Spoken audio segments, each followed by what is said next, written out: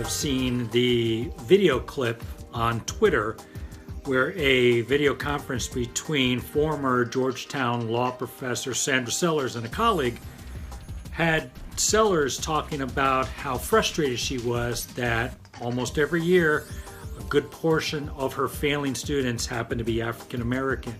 Now, she ultimately came out afterwards and apologized for that, stating that while it was part of a longer conversation and discussion around the issue, that she recognizes she did irreparable harm, and she's really truly sorry about that.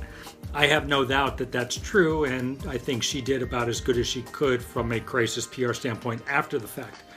The question I'm getting from many folks is, why did she have to be fired in the first place? It was obviously a video taken out of context. It was one that didn't really tell the whole story, and she's being essentially punished for what some may describe as the cancel culture.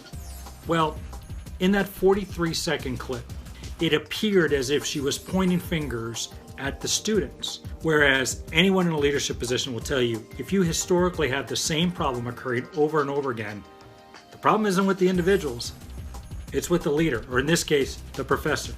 Because when you point a finger at a problem, there's three pointing right back at you.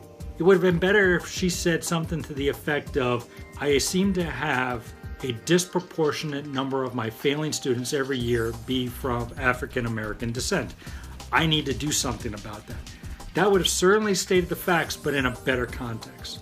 Secondly, and probably most important for everyone else out there, if somebody is making a recording of the video, it has a real good chance of being promulgated in the public domain. And this is exactly what happened to Sandra Sellers. And quickly, the private conversation became public.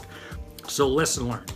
Don't assume that any private conversation on video chat is going to say such if it's being recorded. And secondly, make sure as you're discussing sensitive issues, you talk about it in proper context all the time. Because if you don't, it's going to come and backfire on you.